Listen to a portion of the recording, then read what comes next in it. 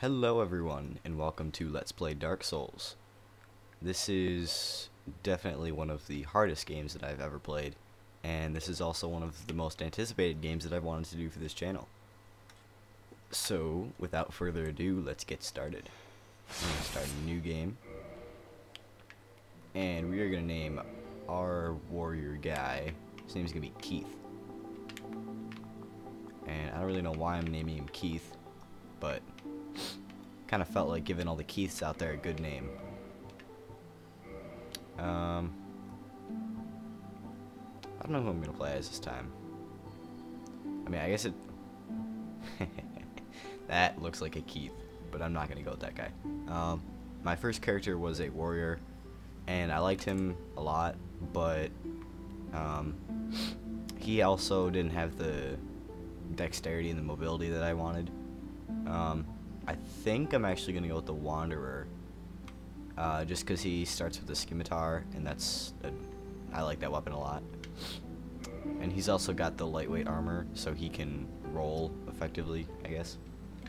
Now the gift. Since I played through the game once already, you can in fact get every one of these gifts in the game. I think. I haven't found the Old Witch's Ring.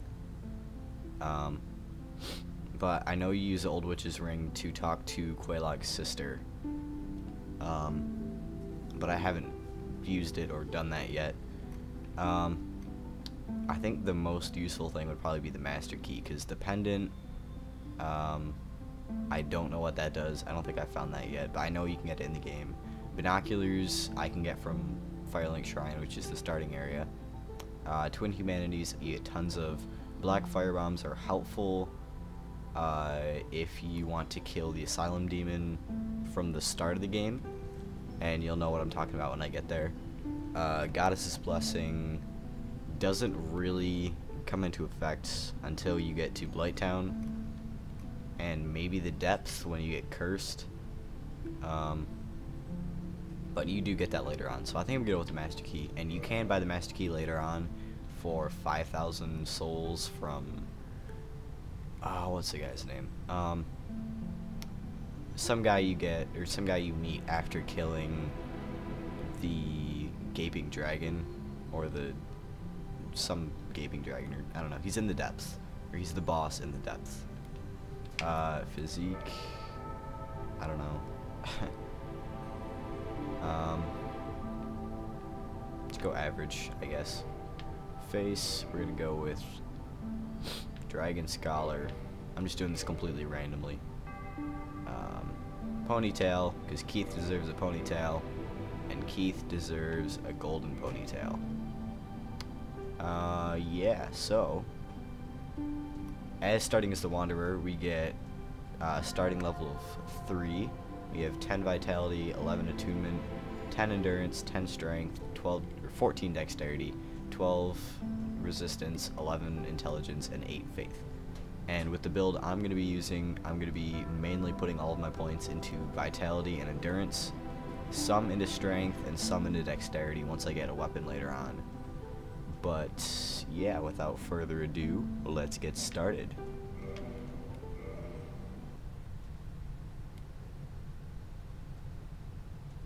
In the age of ancients, the world was unformed, shrouded by fog.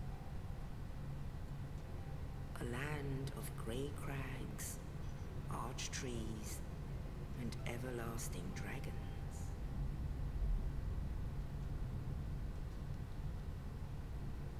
But then there was fire, and with fire came disparity. Heat and cold, life and death, and of course, light and dark.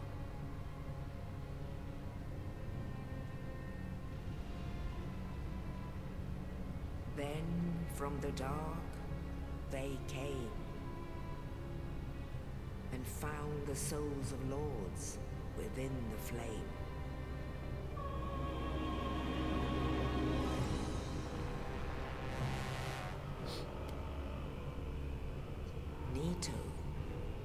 first of the dead.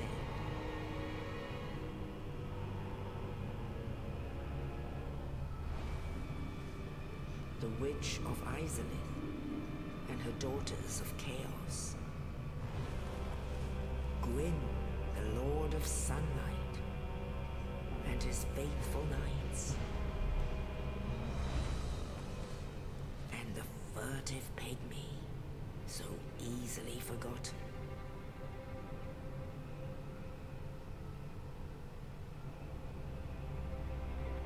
With the strength of lords, they challenge the dragons. Gwyn's mighty bolts peeled apart their stone skills. The witches weaved great firestorms. Nito unleashed a miasma of death and disease. And Seath the Scaleless betrayed his own, and the dragons were no more.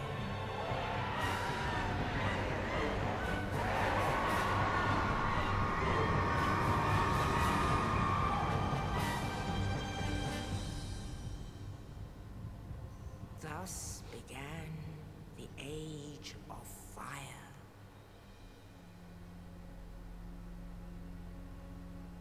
But soon the flames will fade, and only dark will remain.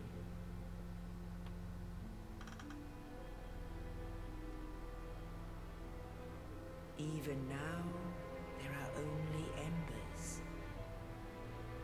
And man sees not light, but only endless nights.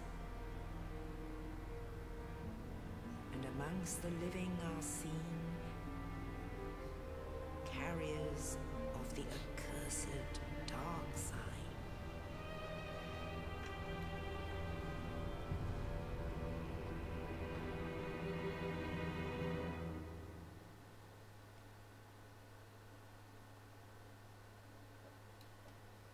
Okay, so that was the basic story of Dark Souls, but to my understanding, it's a very minimalistic plot, and I'm just going to talk over this lady because she doesn't really matter that much. But the story isn't really told The dark side through brands the undead. player, like through the game. It's mainly left to like interpretation And of in like this what you want to land, do. It's very open world, the undead and are corralled that's and probably led to the major north. reason I like this game, is because you don't have to do anything. Like, there are a lot of optional areas in the game. You could strictly follow the storyline and go kill the lords and get the lord souls, and then open up the door to kill Gwyn. But I mean, you don't have to do that if you don't want to. You can go and do all of the other, I mean, eventually you're gonna have to do that, but you can go and do all of the other optional areas, which I plan on doing in this playthrough, or this Let's Play, I guess. And yeah, I mean, you don't really have to do anything. There's a lot of really cool optional areas that you can get a lot of good equipment, and it's very helpful. If you skip the optional areas, I mean, I guess I should stop calling them optional, because some areas, oh, I don't know. Because the first time I played through the game, the so-called optional areas, I thought they were, or they weren't optional, so I had to go do it anyway. But I'll talk about that later, I guess. This is our character. This is Keith. And if you notice, he is undead. And the enemies we're going to be coming across up here are called Hollow. And the Hollow enemies are basically undead, like soldiers, I guess, that have gone insane. And they're stuck down here. Ooh, backstab with a broken short sword. But yeah, they're soldiers that have gone insane, and they were left here to rot, pretty much. So we're just gonna kill these guys, because why not? And they'll give us some free souls. But our character right now is Undead, and he's kind of at the breaking point between being hollow and not being hollow. So he's... I'm not really sure what kind of state my guy is at right now. But coming across our first bonfire, and the bonfires in the game are essentially save points. If you die, you will be resurrected at the last bonfire you rested at. And bonfires also fully heal you and revive all of the enemies in the area, which could be a good thing and could be a bad thing. In this case, it's a good thing, or I mean, it's not really either of those, because the enemies that we're fighting now are really easy. But later in the game, this can be used for grinding. You'd run out here, rest of the bonfire, then like run through this door or something and kill 13 enemies and run back and save, and then have all the enemies be respawned, and then you can go back through and do it all over again. But yeah, we'll be coming across a few of those moments later on. I'm not sure if I'm going to keep the grinding in or not. I'm probably going to grind off camera, because I know that if I was watching this playthrough, I would not want to see grinding, because it's just tedious. It's just back and forth and back and forth, and if I die, I'm going to get pissed. Especially if I die twice, because then I lose all my souls, and I'll talk about that later. But we're going to come across our first boss, and that is a very, very large Asylum demon. And we are going to lure him over here, and then we are going to get the F out of here. Oh god, please don't kill me here. I died way too many times to you before. Ugh, down the stairs. Okay, and if you started with the black firebomb, then you are able to kill him from the start. And I think that, actually no, because you would still have to get all your shield and stuff, so I don't know why you'd want to kill him. But yeah, I guess, I mean, there is a way to kill him if you use the black fire bombs, but I didn't start with those because I don't think they're very necessary. And you need to get back here. I can backstab you. 6 damage.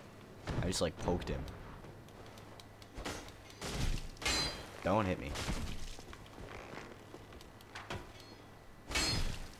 Wow, this guy's resilient. Hit me. Pick up the scimitar. Go ahead, run. Why am I doing like no damage to this guy? I don't know. You gonna run away now? No, he's just gonna run into the wall. Alright, cool beans. Let's go, bro. Let's go. And he did. Okay.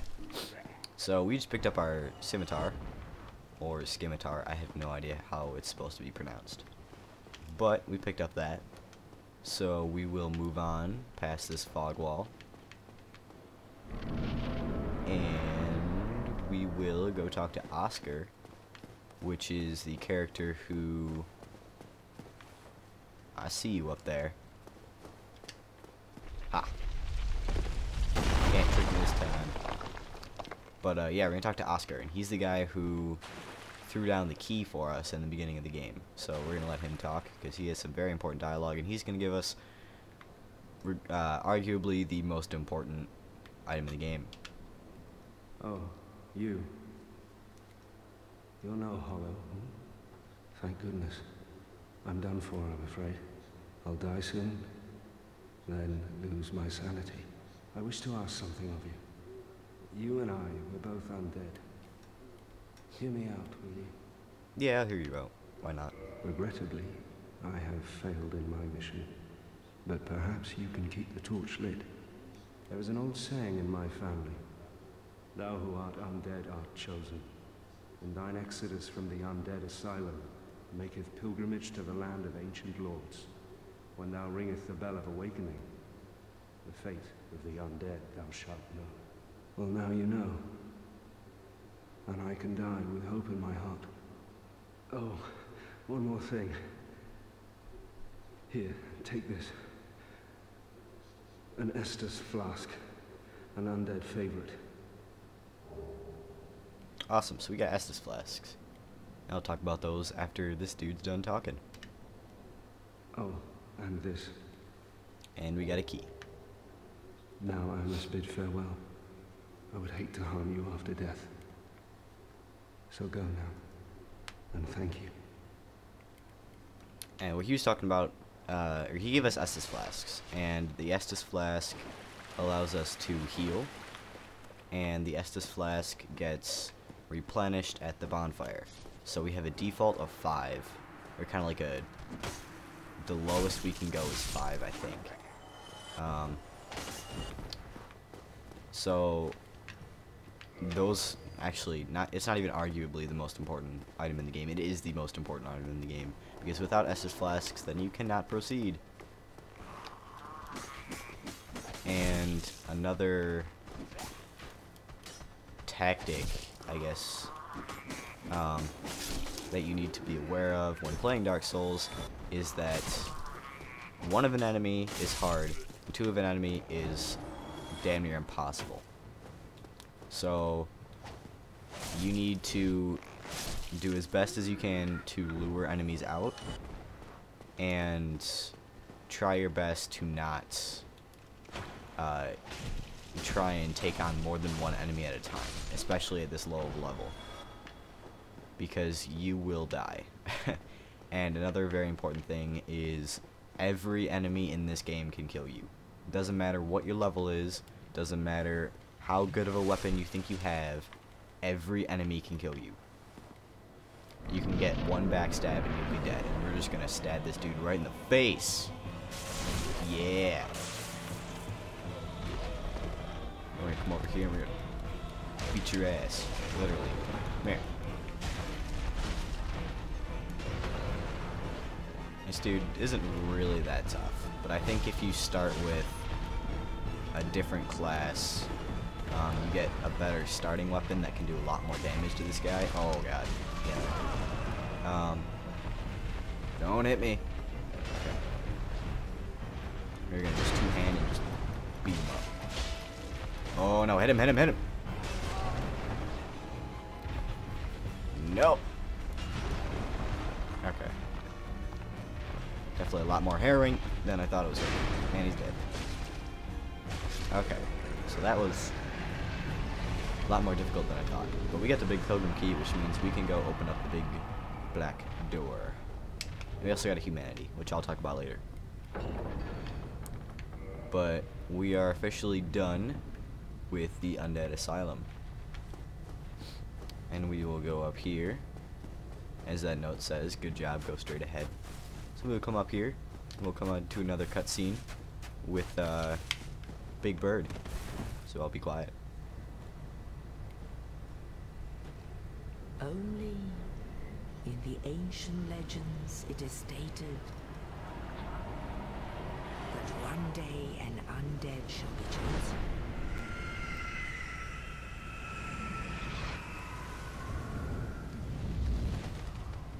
To leave the Undead Asylum in pilgrimage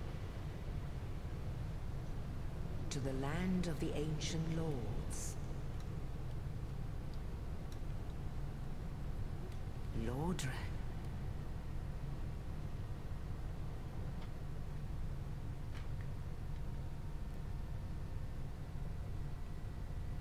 Okay, so the bird, or the raven, is taking us.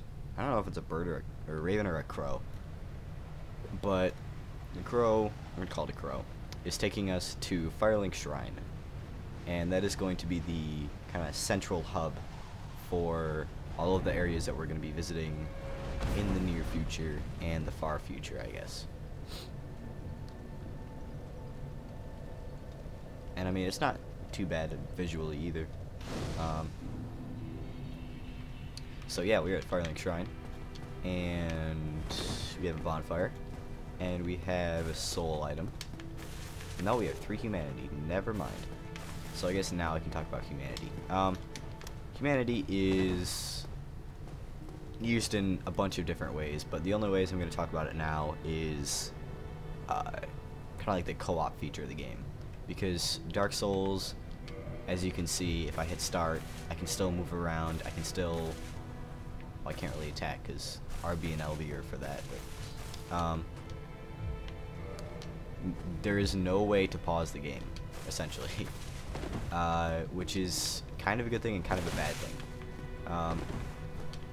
But this game is basically mainly online only. There is a way to play offline, and that's if you're in a party chat, it sends you to offline mode, or if you're not connected to Xbox Live, then you will be put into offline mode. But you can still summon people.